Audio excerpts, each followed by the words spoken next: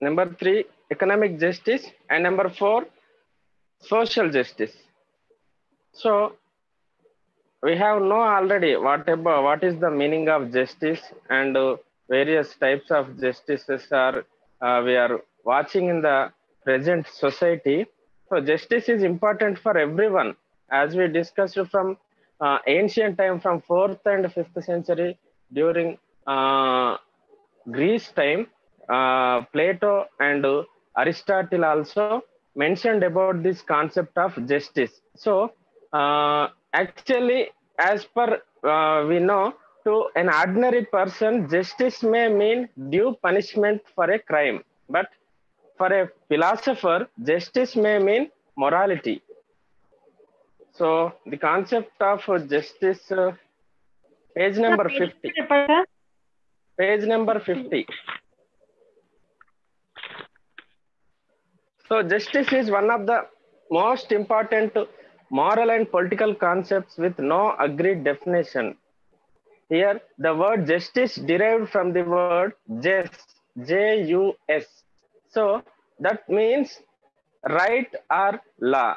As per the Oxford English Dictionary defines the just person as one who typically does what is morally right, means or is disposed to giving everyone his or her due, offering the word fair as a synonym.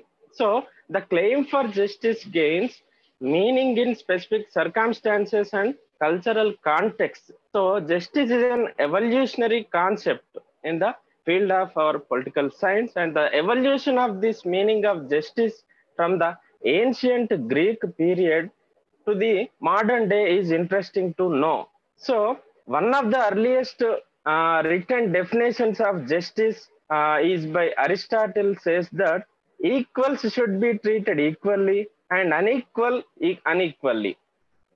So Aristotle talks about distributive justice, corrective justice, commutative justice, legal justice, and also moral justice.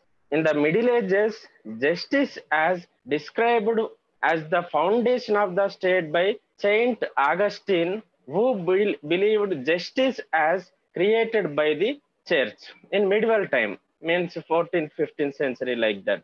So, according to Karl Marx, the idea of justice and its content varies with the economic interest of the ruling class. As per the Karl Marx, justice, according to him, idea of justice and its content varies with the economic interest of the ruling class. So here, according to him, there are several class groups are there in the society, like working class and ruling class, or means owners are workers, working class, like that. There are differences are there in the society. To him, the idea of justice is vary from person to person. So justice, according to uh, another thinker named Chaim Perlman, is a virtue among others. Each will defend a conception of justice that puts him in the right and his opponent in the wrong. So, according to Gautama Buddha, concept of justice is not confined only to responding the law, but it also justifies a revolutionary concept of disobedience or defying law, or if the law is evil. So many philosophers like Immanuel Kant, J.S. Mill, John Rawls, and Nozick have given their theories of justice. John Rawls proponents the idea of justice as fairness. So a theory of justice is one of the most important works of John Rawls. So he wrote a book named A Theory of Justice. So it offers two principles of justice.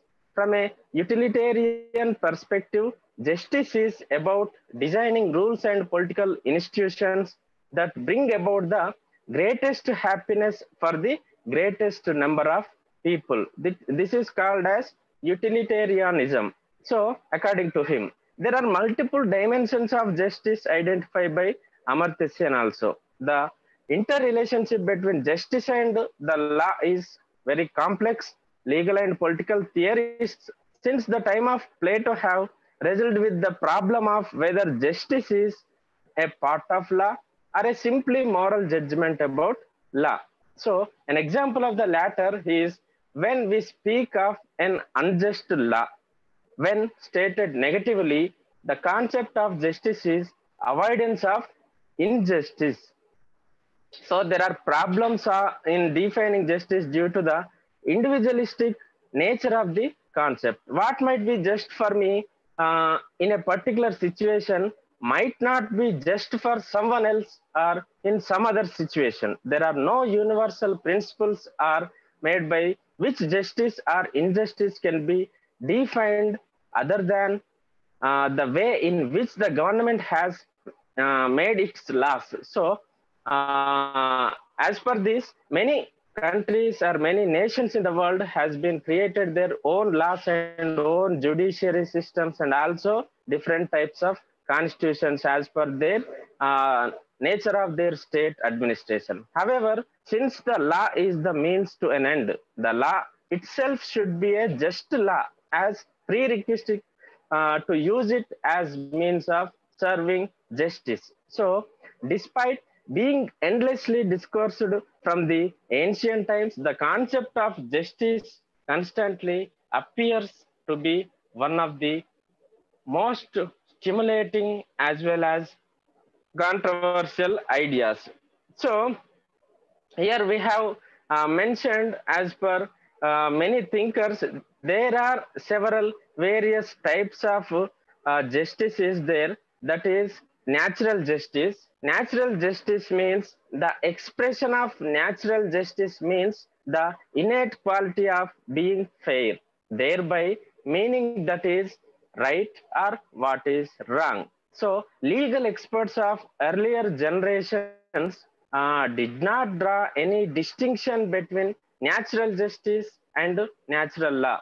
Natural justice was considered as the part of natural law, which relates to the administration of justice. For economic justice, the concept of economic justice revolves around the idea of socialist society. It involves equal economic values, equal opportunities, and right for all, the prohibition of economic discrimination between man and woman in economic matters. That's what many countries have been implementing this kind of equality in earning or providing jobs or providing equal pay for equal work, like that they are maintaining equality among the these kinds of economic issues. So for political justice, as we discussed like political rights, here political justice prevails in society where everyone has equal political rights. So the state should establish political liberty, justice by creating conditions under which all, including the minorities, find scope for exercising their political rights in pursuance of a system of universal adult suffrage or rule of law.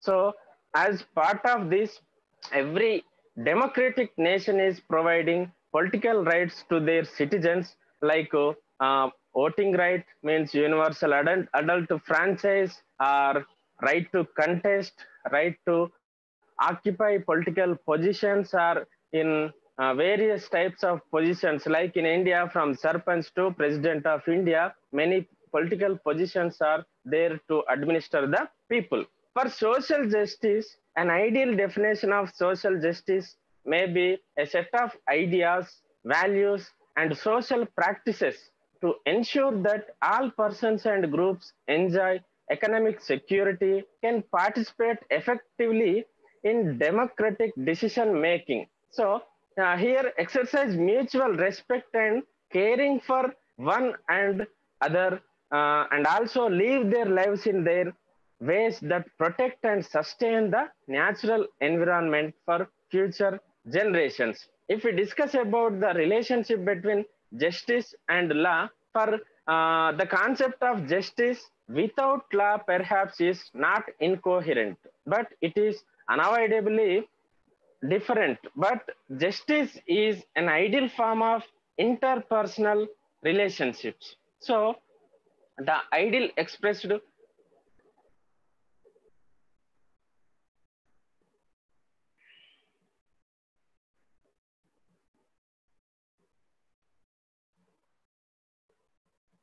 So the ideal is expressed in various formulas like life, liberty, and pursuit of happiness. Liberty, equality, fraternity is the important factors to get justice from the state. So from each according to his ability, to each according to his need, due process, and equal protection of the law.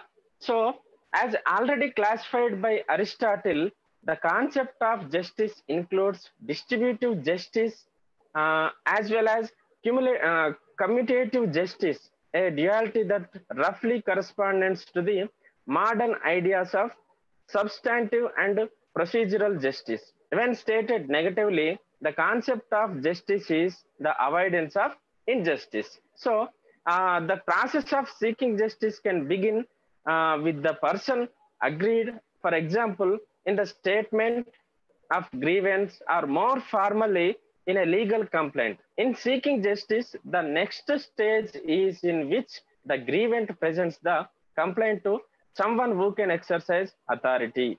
In a constitutional regime, such a person is a judge or other legally constituted official who should respond according to legal procedures and in accordance with prescribed substantive legal standards. So, a quest for justice is a constitutional regime in the real world, entails an encounter with a legal system. So, staffed by legal judges and advocates also we have no. So, justice that is not embedded in a legal system is an idealized aspiration. So, the significant questions about justice are encountered in concrete situations when where real choices must be made. For example, uh, is an unborn child a person in the context for a wrongful death action, having in mind that the categorization may be invoked in a context of abortion. So, some sorts of difficulties also there while defining this justice. There are many problems in defining justice due to the individualistic nature of the this concept. What might be just for me, particular situation might not be just for someone in some other situations. So, justice is an evolutionary concept.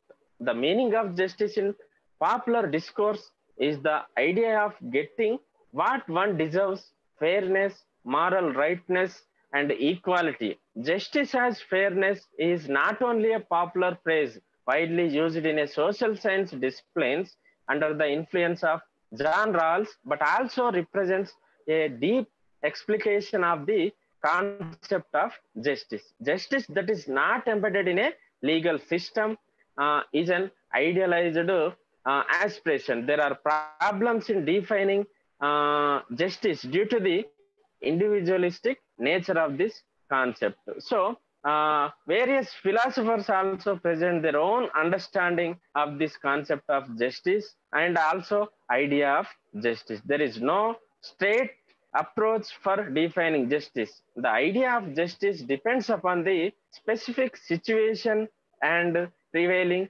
laws. For example, differences in emphasis may be found across cultural divides, and emphasis on socio-economic rights and distributive justice can be identified in the way that political power has been exerted and legitimized in China over the past two millenniums. So, an emphasis on political rights and the dimensions of justice as recognition and equal participation seems to dominate political thought in the United States of America. For every state, they are maintaining their own laws for pertaining justice among the people. So, in our syllabus, we have a important concept in our syllabus that is separation of powers or theory of separation of powers is important for our syllabus.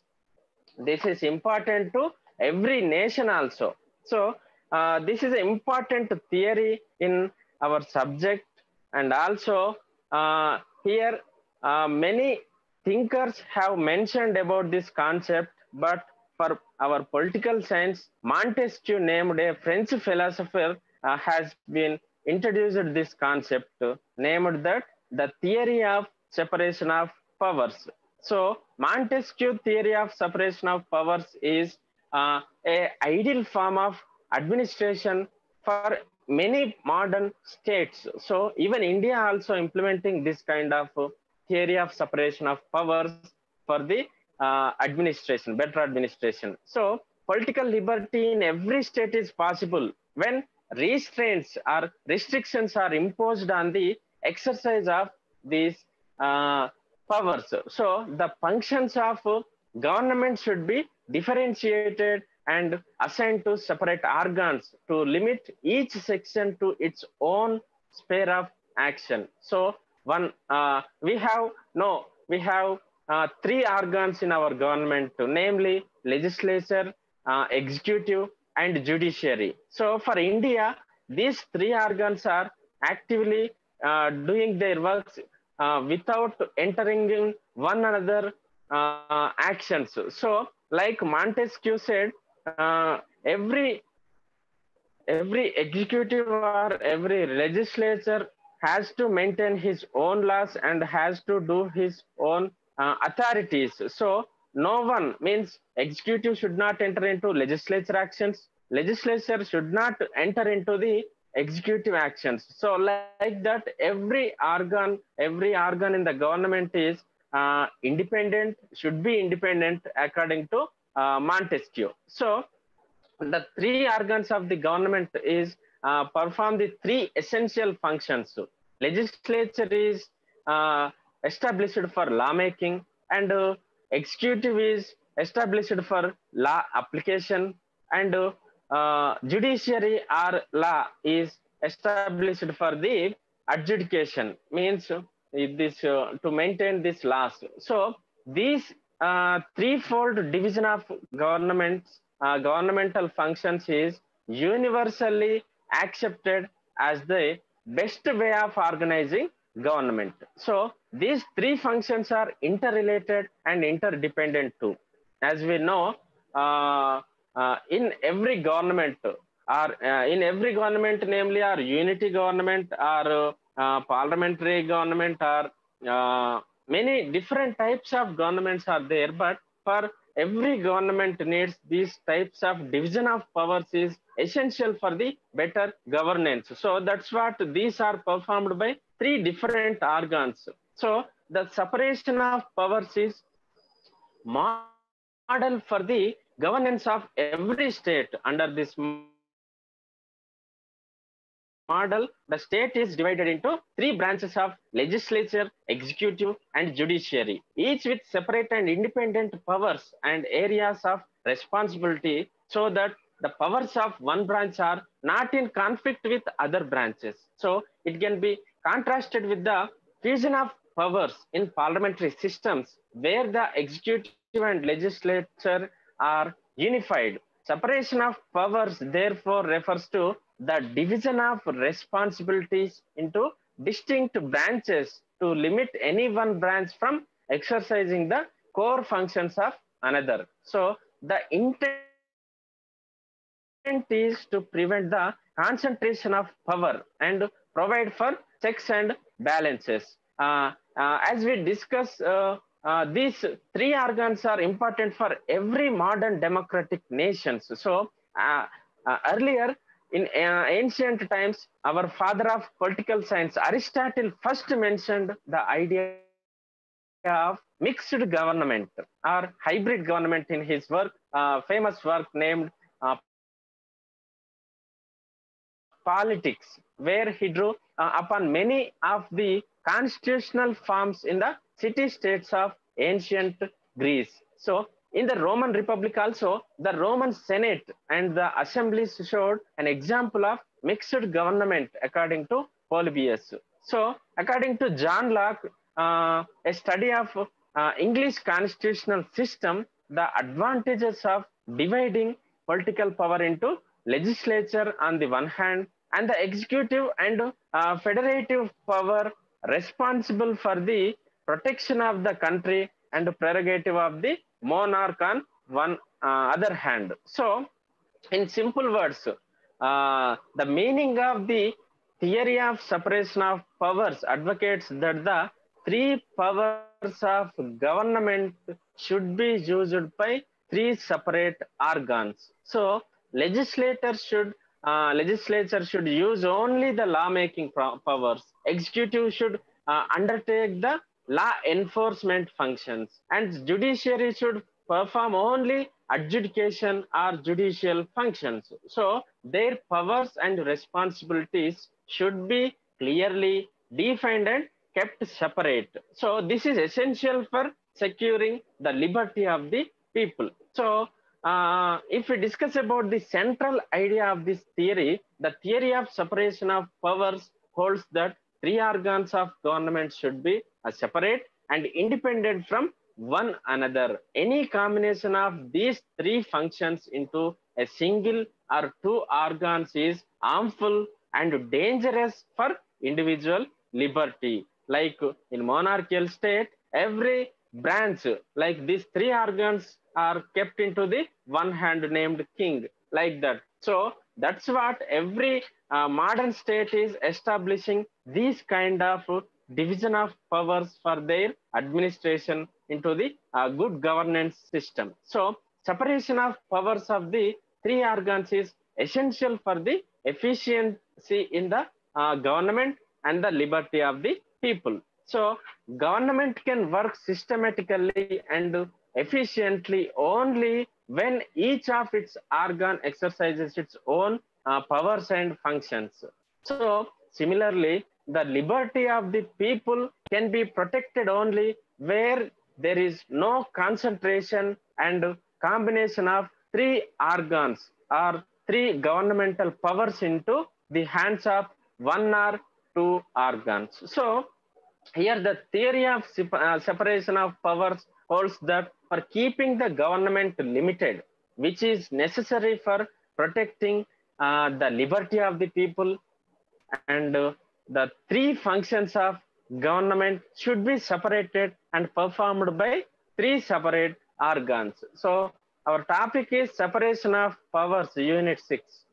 So Montesquieu's theory, according to Montesquieu, the term this system is ascribed to French Enlightenment political philosopher Montesquieu in his famous work named The Spirit of the Laws.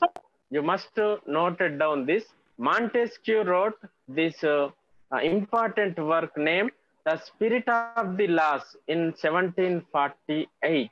So Montesquieu described the separation of political power among What he the wrote, sir? legislature. What he wrote? The Spirit of the What he Laws wrote? in 1748. The Spirit of the Laws. It's a famous book for this concept. Every nation is maintaining his concept for better administration. So Montesquieu described the separation of power among the legislature, executive, and judiciary. So Montesquieu's approach was to present and defend a form of government 1748 which was not excessively centralized in all its power to a single monarch or similar ruler. So he based on this model of the constitution of the Roman Republic and British constitutional system. So Montesquieu did actually specify that the independence of the judiciary has to be real and not apparent merely, because if judiciary did not played his role independently, the legislature and executive can do as per their rulers, and it appears into actual people's wish. So the judiciary was generally seen as the most important of powers, independent and unchecked, and also was considered dangerous to the society.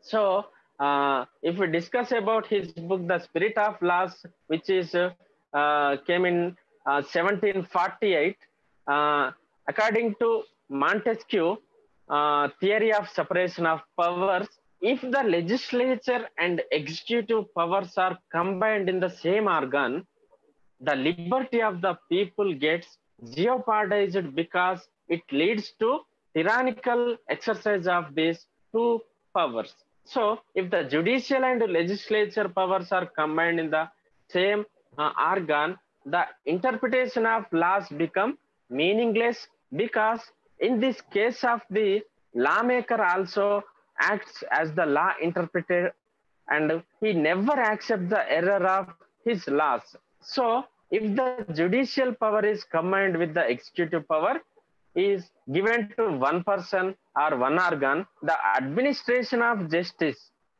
becomes meaningless and faulty, because then the police or executive becomes as the judge or judiciary. So finally, if all the three legislative, executive and judiciary powers are combined and given to one person or one organ, the concentration of power becomes so big, and that it virtually ends all liberty of the people. It establishes despotism of the person or organ. As such, the three powers should not be combined and given neither to a single organ or to two organs. So these three powers should be used by three separate organs of the government. It is essential for safeguarding the liberty of the people.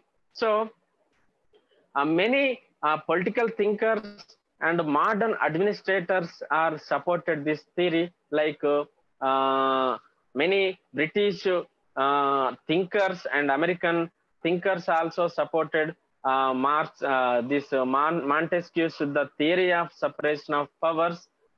It is important for the modern administration, and also they felt that they regarded separation of powers essential for the protection of the liberty of the people. So, if we take an example of this theory implementation, many modern democracies like United States of America, United Kingdom or Britain, like our India, also implementing this Montesquieu's theory. So the real and big support to this theory came from the founding fathers of the Constitution of the USA. They accepted its importance as the essential safeguarding for the preserving liberties and property. The Constitution of United States of America adopted the theory of separation of powers as its guiding principles. So even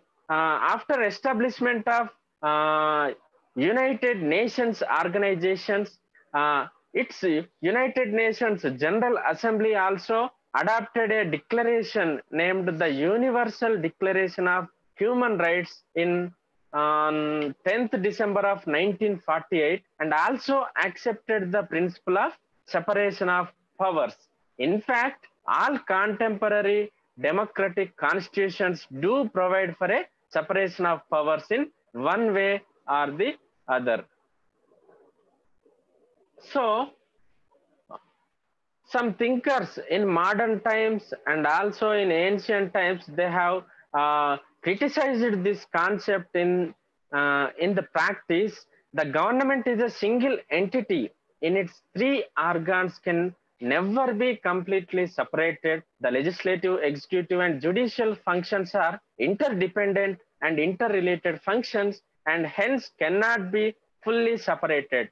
But here in India also, we have been differentiated these three organs into their functions. Like we have distributed powers between the three organs. So we have legislature, we have executive, we have independent judiciary system also. Like that, even we are maintaining power distribution between the center and state also. Many administrative items are distributed between the center and state. So it is important for the better administration and good governance. So according to many criticists, they have concluded with their statements that complete separation is not desirable and impractical in itself. So the theory of separation of powers also is unhistorical since it has never been operative in England. While formulating and advocating this theory, Montesquieu advocated that it was at work in England. Under the British parliamentary system of government, there was and continues to be close relationship between the British Parliament and Cabinet. Even there is no separation of judiciary or legislature in so far the British House of Lords acts as the highest court of appeals. So the three organs of government are not equal in their functions. So many critics stated that legislature of the state is always regarded as the primary organ of government. The work of the government begins by the lawmaking. However, in actual practice, the executive acts the most powerful organ of the government.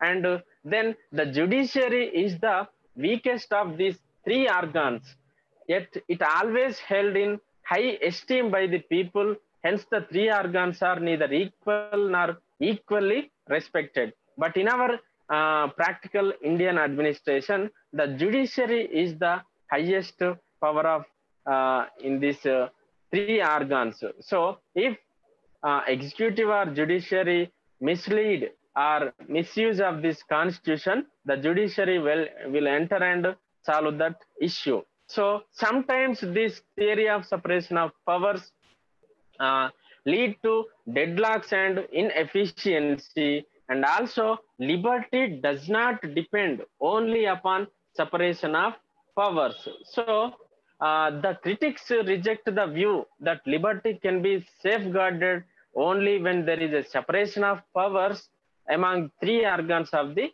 government. So separation of functions and not of powers.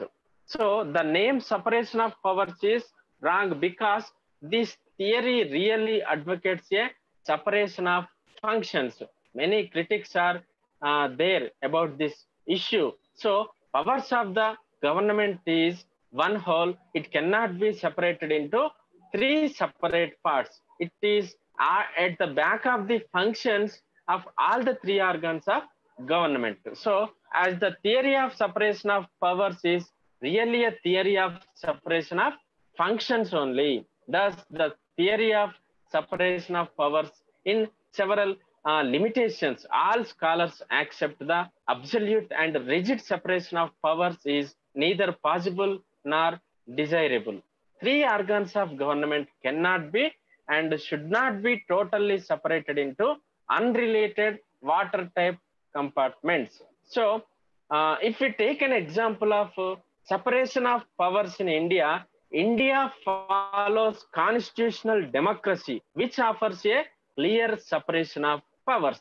So, the judiciary branch is fairly independent in India of the other two branches with the power to interpret the constitution. So, here our parliament has the legislative powers, executive powers are vested with the president, who is advised by the union cabinet or union council of ministers headed by the prime minister. So the constitution of India vested the duty of protecting, preserving and defending the constitution with the president as common head of the executive, and prime minister is the real executive of the government. So armed forces, parliament and executive all are acting in the name of president only. So in the name of president,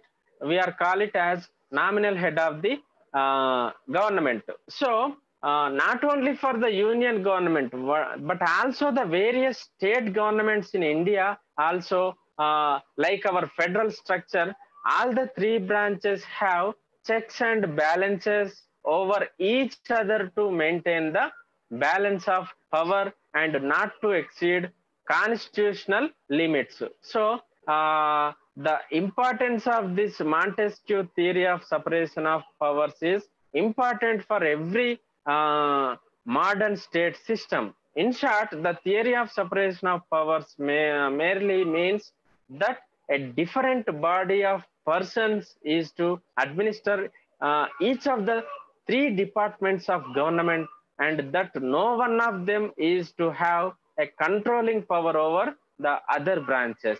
So it's not desirable, because if there is complete separation of powers, the different organs of the government will not be able to work in cooperation and harmony. As a result, there would be frequently deadlocks which may bring the governmental machinery to a standstill. According to J.S. Mill, the separation of powers result in a clash between the three organs of the government, as each one will take interest only in its own powers. If all branches are made separate and independent of each other, each branch will try to safeguard of its powers and will not protect the powers of other branches. In such case, administrative efficiency cannot be attained. So, here the importance of the theory of separation of powers means it aims at individual liberty. It is safeguard against despotism. Its basic principle that concentration of powers leads to dictatorship is true for all time and ages. The separation of powers saves the people from the arbitrary rule of the executive. This theory lays down the principle that governments should act according to certain well established rules or well established law. And also, each organ of the government should act as a check upon the others. It is desirable for maintaining the efficiency in the administration.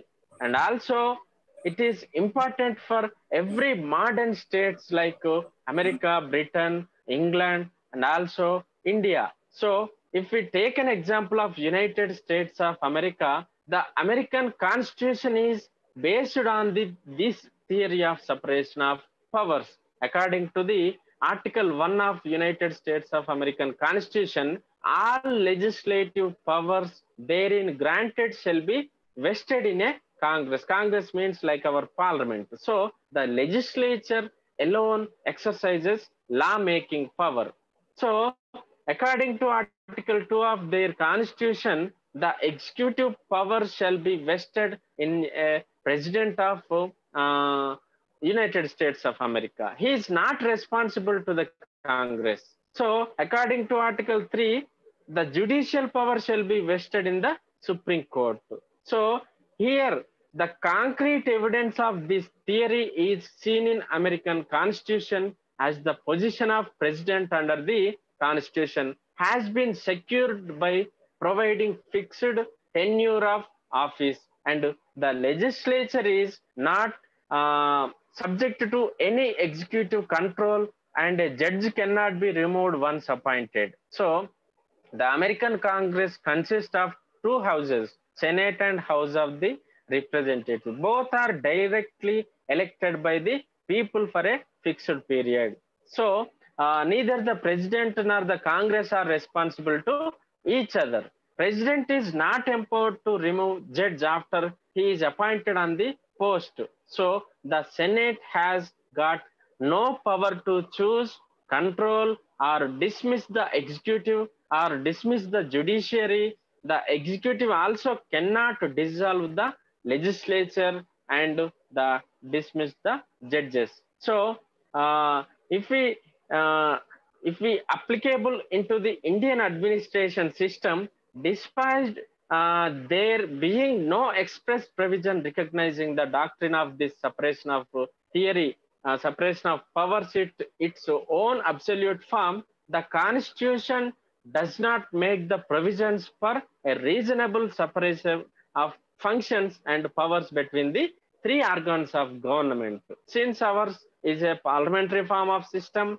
we are maintaining parliamentary system of governance through an effort has been made by the framers of the constitution to keep the organs of the government separated from each other, but a lot of overlapping and combination of powers has been given to each organ. In India, there are different branches to carry out the different activities of the government. So the legislative and executive wings are closely connected with each other. Due to this, the executive is responsible to the legislature. We are following that principle. So for its actions and derives its power from the legislature. So the head of the executive is the president, but a closer look shows that he is only a nominal head, and the real power rests in with the prime minister and his cabinet.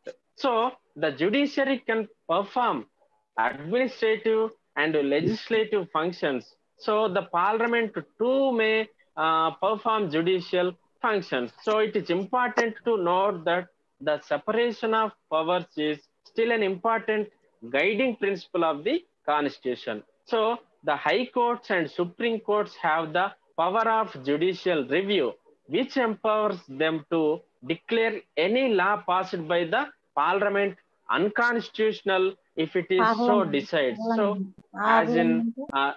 regard to the Parliament. judges, they are extremely well Parliament. protected by the constitution.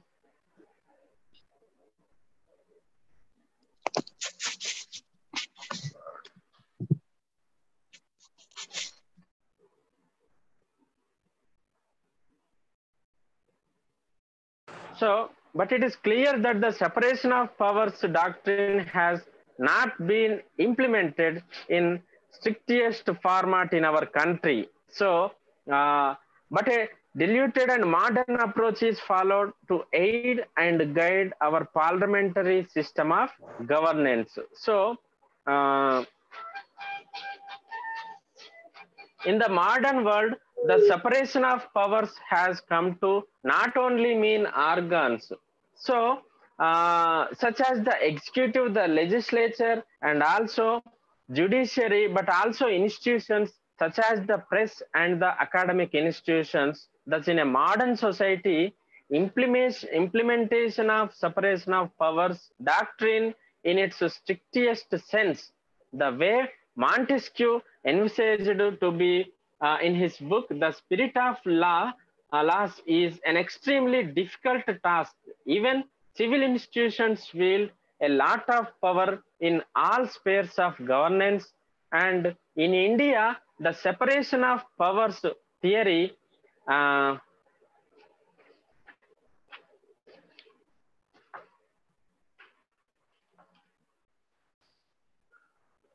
the separation of powers theory has been used as a guiding philosophy to separate powers as much as possible, but not completely, so that the organs of government are alienated from each other. In our parliamentary form of governance, a lot of cooperation is required, and thus each organ must correspond to the other one some level so as to function smoothly. Hence, though the doctrine of separation of powers is a theoretical concept and may be very difficult to follow completely, a compromised version of it is used in our country. For example, judicial review and activism functions of the judiciary is an important element of our system of justice to keep a check on the legislature who are new makers of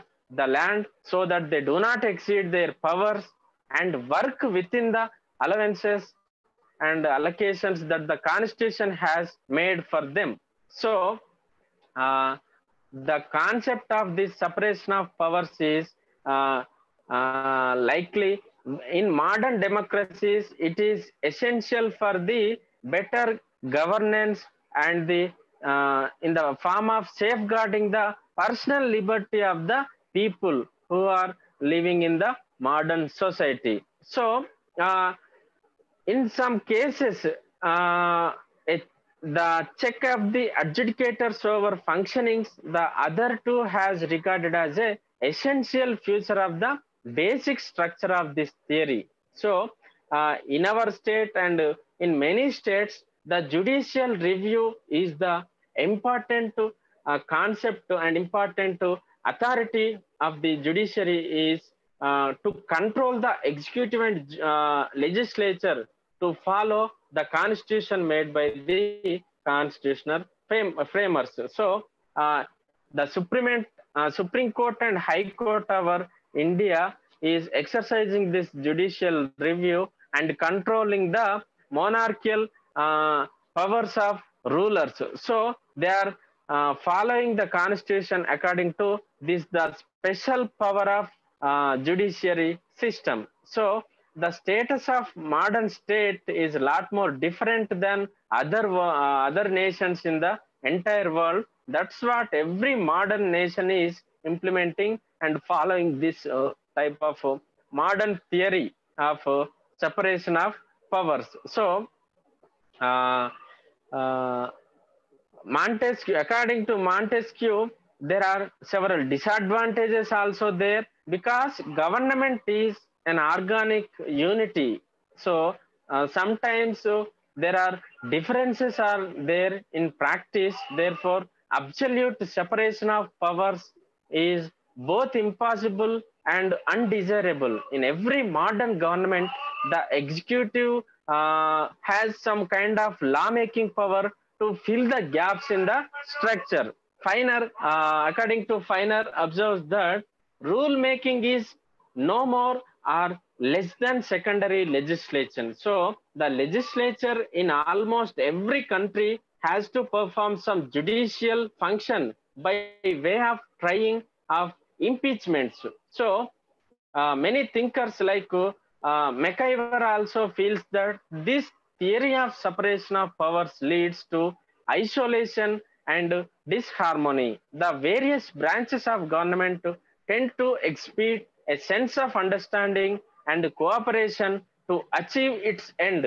when they work together. So, the three organs are, in most of the time, they are interconnected and interrelated to each organ's functions. So every branch suffers from the vice versa, the exclusively leading to loss of cooperation and harmony, producing insufficiency or inefficiency of the government functions.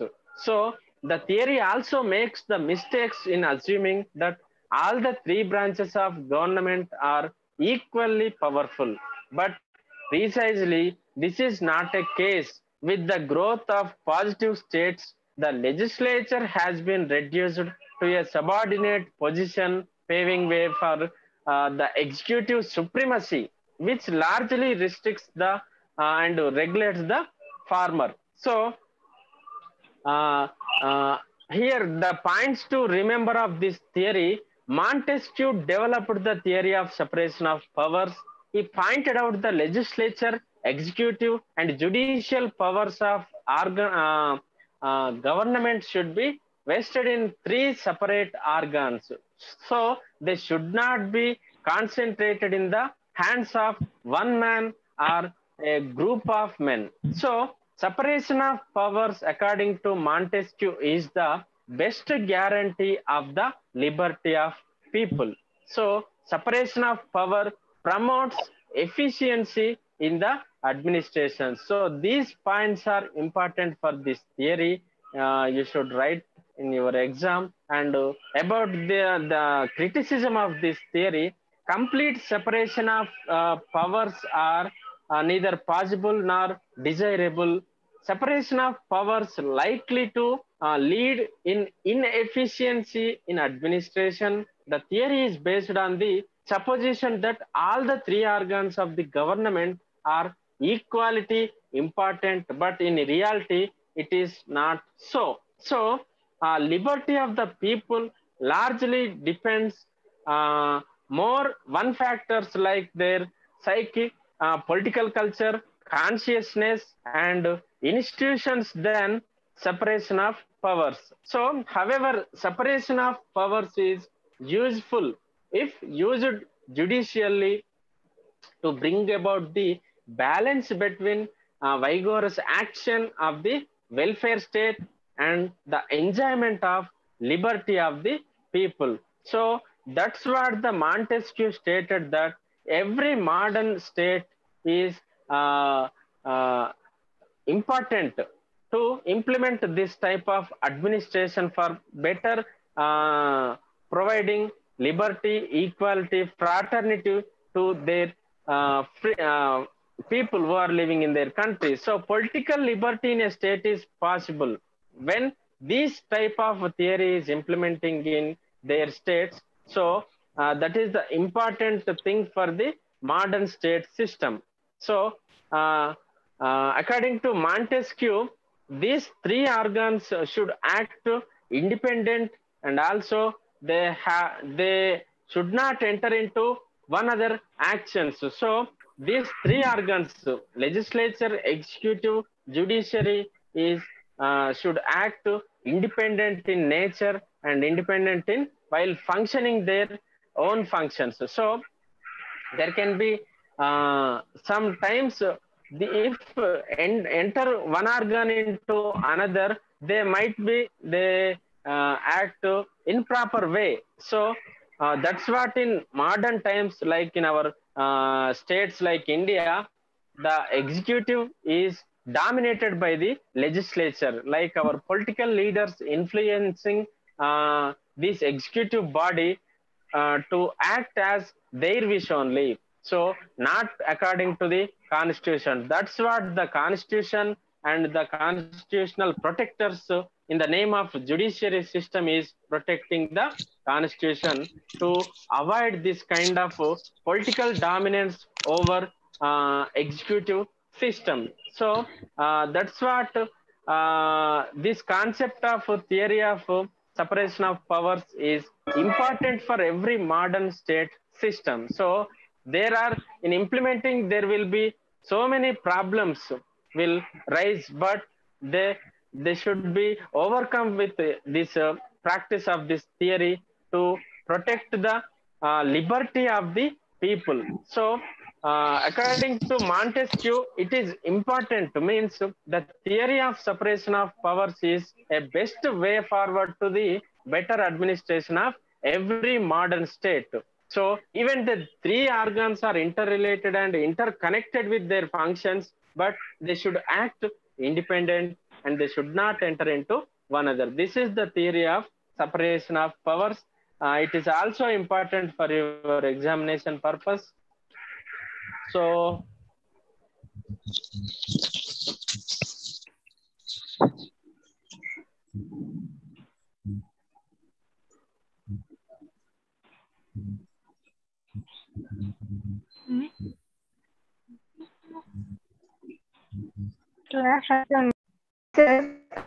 so I am concluding the session.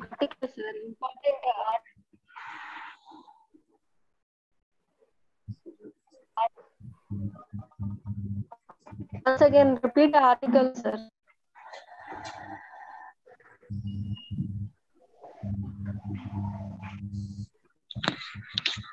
Which article?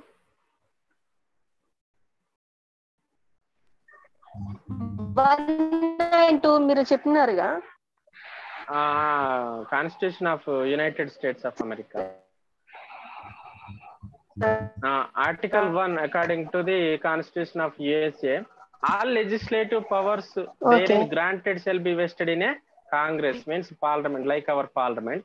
And according to Article 2, the executive power shall be vested in President of United States. And Article 3, the judicial power shall be vested in the Supreme Court.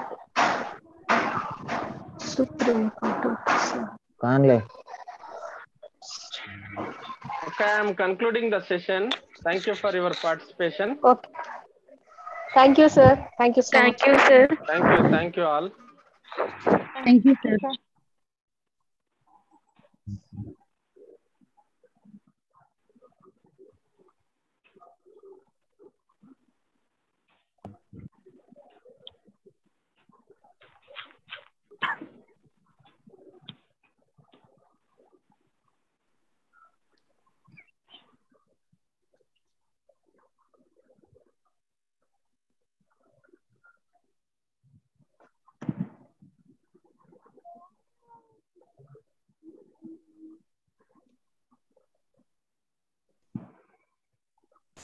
Is there any PDF from you guys?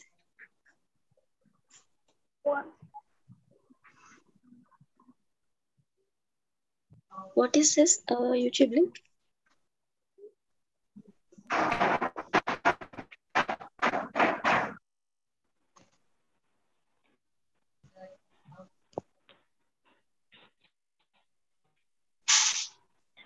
Video call mic కొట్టేమ్మా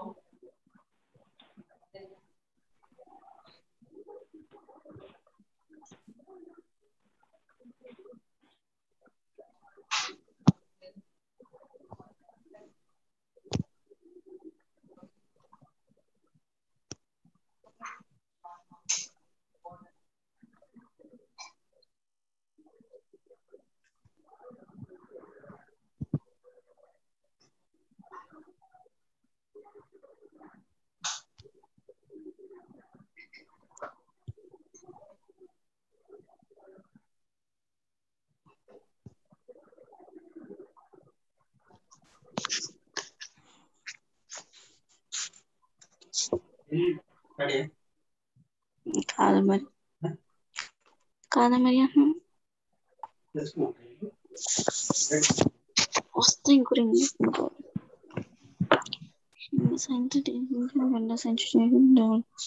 English